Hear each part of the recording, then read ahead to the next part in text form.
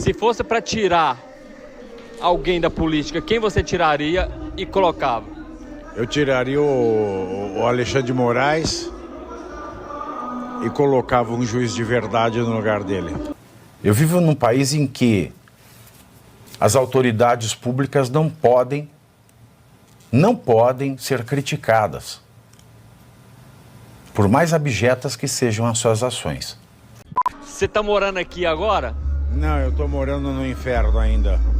Por que é inferno? Fala aí, como é que tá nosso Brasil? Ué, o diabo tá tocando conta, é o inferno, porra. O diabo tá tomando conta do Brasil. Você acha que o Brasil hoje é um bom país para se viver? É um bom país pra se Qual que é a pior coisa do nosso Brasil? O que tá acontecendo? Conta pra nós. A falta de lei. A falta de lei, porque você não sabe o que pode e o que não pode. Porque vem um diabo careca, sem chifre, mas careca, e fala, isso é crime, você vai preso, mas não é crime. Aí ele põe na cadeia que ele quer. Ok. Você trabalhava na Jovem Pan. Trabalhava. E o que aconteceu? Mandaram pedir desculpa pra um desembargador que botou um p*** na rua. Eu falei, não vou pedir desculpa nem foder. Você já pensou em morar nos Estados Unidos?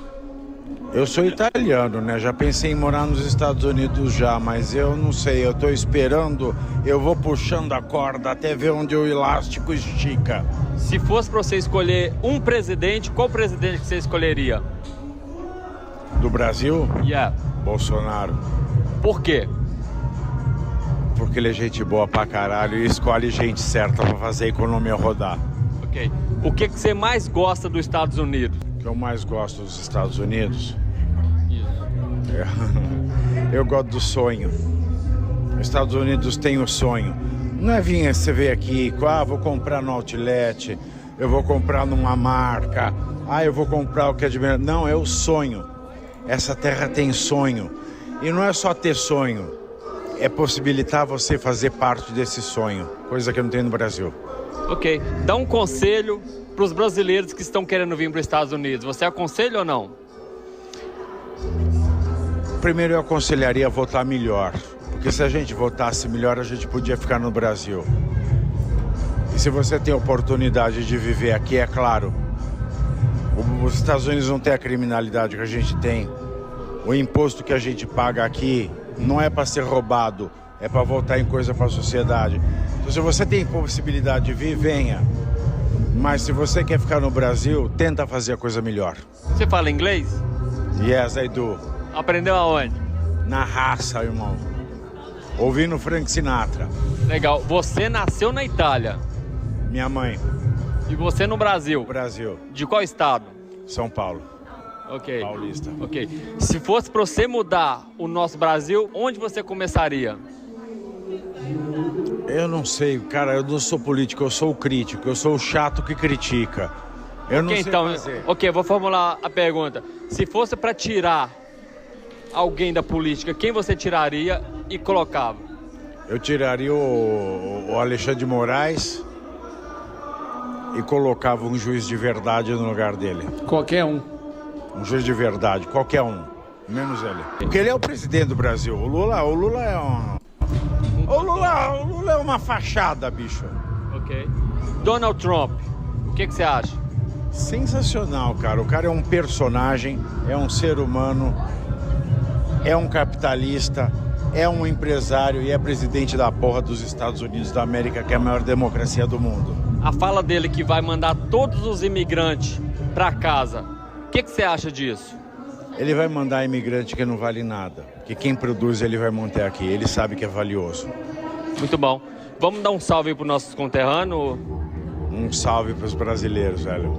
Ok, nossos imigrantes trabalhadores daqui também, né? Que você também é fã dos imigrantes aqui. Porra, é gente que tá vindo construir o sonho, porque não pode sonhar em casa. Isso é louvável. E quem quiser te seguir nas redes sociais? @Pavinato, com 2 T's. Mas eu vim sem camisa e sem gravata para abrir esse programa, porque eu tenho algumas coisas a desabafar, algumas coisas bastante importantes a desabafar. Muita gente me viu nas redes sociais esse final de semana, óbvio, desde sexta-feira não se fala outra coisa. O primeiro é um vídeo postado no Recorte, que diz que eu comemoro a morte de Lula. Como é que eu posso ter comemorado a morte de alguém que não morreu? Esse é o primeiro ponto.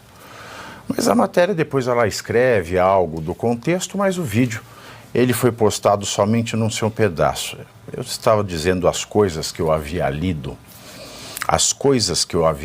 ao longo daquele dia, que foi quinta-feira, dia 12 de dezembro. Quinta-feira, 12 de dezembro.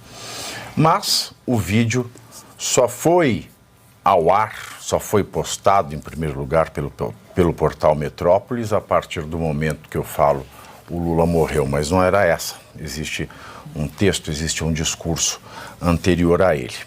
Esse é um primeiro ponto, porque eu falava para pessoas que saíram do Brasil em razão da má condução da economia.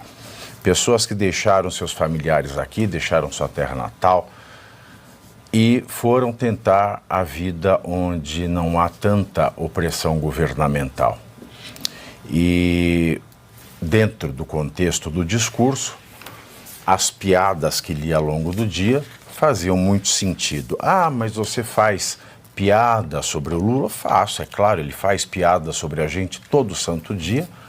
Se um político pode fazer piada do povo e o povo não pode fazer piada do político, democracia nós não somos. Ah, mas nós não somos uma democracia. Ah, então eu concordo com as críticas. Em segundo lugar, um vídeo eu dei uma entrevista a um influenciador que mora lá em Newark, né, ali em New Jersey, colado com Nova York, né, com a cidade de Nova York, em que eu estava claramente alcoolizado. Estava claramente alcoolizado. Sim, eu estava claramente alcoolizado. Eu parecia alcoolizado, eu cheirava alcoolizado porque eu estava alcoolizado. Era uma noite de premiação e aquilo foi uma entrevista que eu concedi, embora alcoolizado, com a maior sobriedade das palavras, apesar da cadência com conteúdo sóbrio, que eu não tenho uma vírgula para alterar. E por que é que eu estava alcoolizado aquele dia? Eu vou lhes dizer por quê. Vocês vão se lembrar que na edição do Faroeste Brasileira do dia 11, da quarta-feira, eu comentei aqui o caso do Clezão, um caso que me deixou muito mal.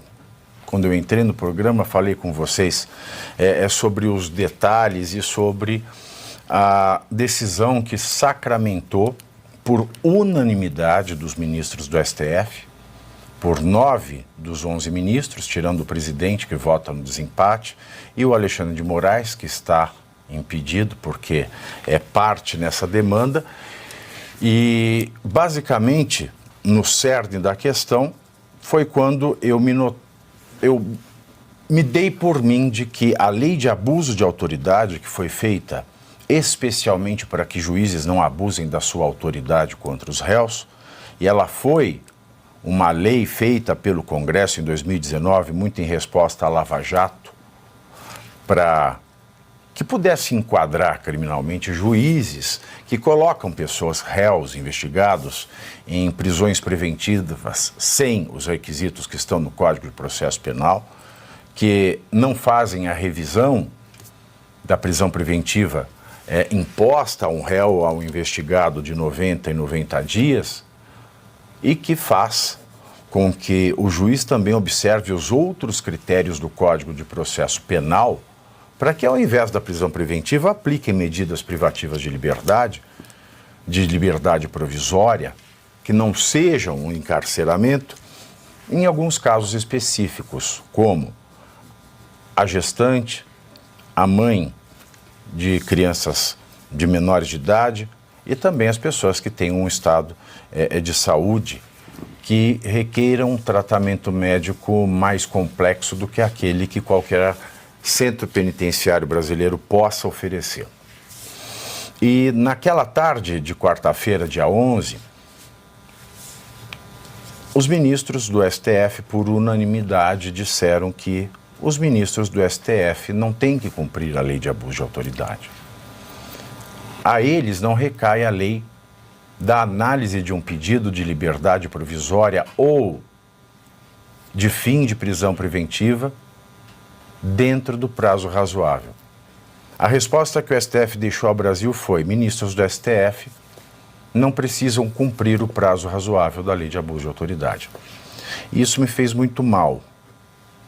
E me fez muito mal porque eu penso na viúva do Clezão, eu penso nas filhas que ele deixou, eu penso nos sonhos que foram despedaçados. Na sequência do dia 11, no dia 12, eu recebo a seguinte notícia. Pavinato e Jovem Pan são condenados a pagar indenização por danos morais ao desembargador Ayrton Vieira. Essa ação civil, uma ação pública, e ele alega danos morais pelas críticas feitas no programa Linha de Frente. Críticas sobre as quais eu não me retratei. E por isso eu tenho um processo penal e tinha esse civil. Então, mais uma condenação por danos morais, da qual cabe recurso, mas eu não vou recorrer. Como diz aquele poema do Pedro Abrunhosa, de que serve a terra à vista se o barco está parado, de que serve ter o mapa se o fim está traçado, para que serve ter a chave se a porta está aberta, de que servem as palavras se a casa está deserta. Então, não compensa. A gente sabe qual vai ser o resultado final e um processo é sempre um desgaste. E junto dessa condenação no âmbito civil, por quê? Porque eu me revoltei, mas me revoltei com força. Me revoltei com toda a indignação que um ser humano pode ter diante do caso de uma criança que tem que se prostituir para poder comer e que, por ela ser prostituta, não mereceu a salvaguarda da legislação que diz o seguinte: é estupro de vulnerável ter relação sexual com menores de 14 anos. E diante da minha indignação pelo tratamento dispensado dessa menina, suposta vítima, mas que o suposto agressor foi inocentado, eu recebi uma condenação por danos morais por defender uma criança.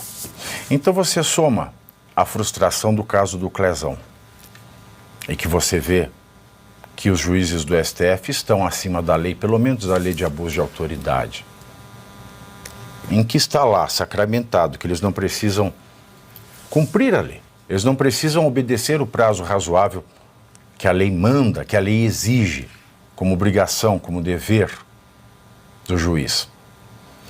E coloca-se ao lado essa condenação por ter defendido uma criança, por ter se revoltado com o tratamento dispensado a uma criança vulnerável, não só psicologicamente, mas socialmente, mas também uma criança deixada ao abuso do álcool, ao abuso de tóxicos, tratada como o mais abjeto dos seres humanos num voto, num relatório judicial, e a única pessoa que parece ter moral nesse país foi o desembargador. A isso se soma uma outra decisão, porque no mês passado a notícia era: Pavinato é condenado a pagar R$10 mil a dentista por danos morais, porque eu a chamei de caloteira. E no mesmo dia, 12, sai a decisão de que de fato ela me deve centenas de milhares de reais. Em razão de cheques sem fundos, em razão de uma série de coisas outras que a polícia, a pedido do Ministério Público, decidiu não investigar. Portanto, senhores, naquela noite do dia 12 de dezembro, na última quinta-feira, sim, eu estava alcoolizado. Diante da notícia do Clezão de que ministros do STF não cometem abuso de autoridade porque eles estão acima da lei de abuso de autoridade, em razão da condenação por danos morais, porque eu resolvi defender uma criança, hoje já mulher, mas que aos 13 anos se prostituía para poder comer e foi tratada como a mais desprezível das prostitutas por um desembargador que deveria proteger uma criança. Junta-se a isso danos morais que eu tenho que pagar a uma pessoa que me deu um balão com cheque sem fundo em centenas de milhares de reais. E aí você imagina como estava a cabeça do Pavinato naquela quinta-feira, dia 12 de dezembro. E para piorar ainda, senhoras e senhores, eu venho aqui de peito aberto dizer que, além do meu voo hoje ter atrasado 2 horas e 15 minutos para chegar, das malas terem demorado mais 1 hora para aparecerem na esteira, eu, no momento de sair do aeroporto de Guarulhos, existem 2 filas. As filas do que há para declarar, se você compra mais de $1.000, e a fila do nada a declarar. Eu não comprei absolutamente nada de besta. Eu estava trazendo minhas roupas sujas e uma caixa de Lego, porque eu adoro montar Lego. Mas era uma caixa de $120 e isso não entra, isso fica dentro da cota, não precisa declarar. Mas eu fui chamado à fila do raio-x das compras. Passou as minhas malas no raio-x, falei, posso ir embora? Não, temos que ver a mala. O que o raio-x apontou? Eu perguntei. Aí disseram, não, a gente precisa olhar tudo, é o procedimento. Eu falei, não, o procedimento é você passa no raio-x, o raio-x mostra coisas que talvez sejam contrabando, que talvez sejam droga, e aí vocês olham essas coisas, porque senão não faz sentido ter o raio-x, vocês abrem direto e olham tudo. Ah, me passaram para a seção dos muambeiros ali. Olha aquela tira coisa, põe coisa, as muambas do pessoal, etc. e tal. Eu falei, não, já abre absolutamente tudo, porque não tem muamba, não trago nada. Uma pessoa como eu tem que saber que se eu compro um iPhone no exterior, eu tenho que declarar. Porque eu não posso fazer nada de errado na vida. Pois bem, fui, ali fiquei mais de 1 hora. Eu estava com uma diarreia do pós-voo, falei que precisava usar o banheiro e o rapaz da Polícia Federal me falou assim, por que não cagou antes? Não é da Polícia Federal não, da Receita. Por que não cagou antes? Eu falei assim, você quer fiscalizar o meu rabo? Porque a gente chega nesse país e é tratado como bandido. E quando eu disse, muitos são, embora embriagado, mas com toda a sanidade do mundo, quando o influenciador me perguntou, você está morando aqui nos Estados Unidos? Eu falei, não, eu estou morando no inferno.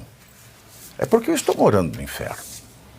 É porque eu estou morando num país que dizem que é uma democracia, e uma democracia exige que haja o império da lei, mas nós temos os imperadores da lei, e onde há imperador da lei não há império da lei coisíssima nenhuma, então não há democracia.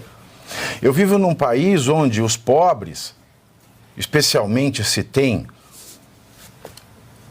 um lado político que não seja o dos donos do poder, eles não têm direito que qualquer traficante, do menos ao mais perigoso deles, gozaria. Eu vivo num país em que as autoridades públicas não podem ser criticadas, por mais abjetas que sejam as suas ações. Eu vivo num país em que eu tenho que pagar danos morais a quem me passa a perna. Eu vivo num país em que, de todos os países que eu visito e sou muito bem recebido, o único país que me trata como bandido e que não respeita sequer uma diarreia é o meu país. Então, muito embora possa ter sido engraçado o meu discurso com uma fala mais embargada pelos uísques que eu tomei, ele não tem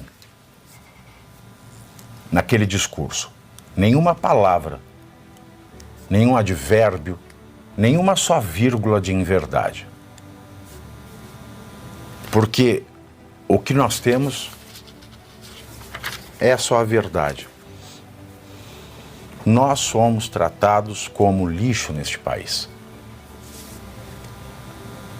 E ainda por cima, a Receita Federal que fez a inspeção das bagagens, ela diz, não, isso é importante para que você não sabe Quantos traficantes de drogas nós conseguimos prender com esse procedimento?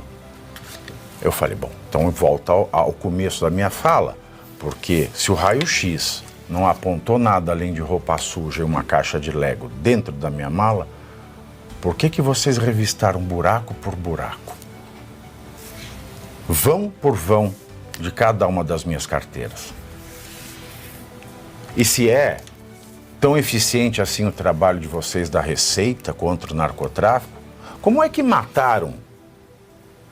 E ninguém pegou o responsável até esse momento.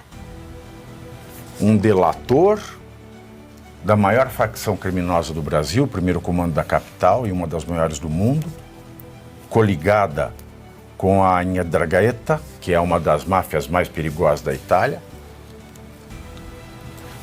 Uma execução feita naquele mesmo aeroporto, 7 dias depois de o ministro dos portos e aeroportos ter dito que os traficantes, os narcotraficantes, preferem os portos e os aeroportos do Brasil. Para me tratarem como lixo, vocês são eficientes. Agora, para evitar uma execução a céu aberto onde um inocente, um motorista morreu, vocês não são.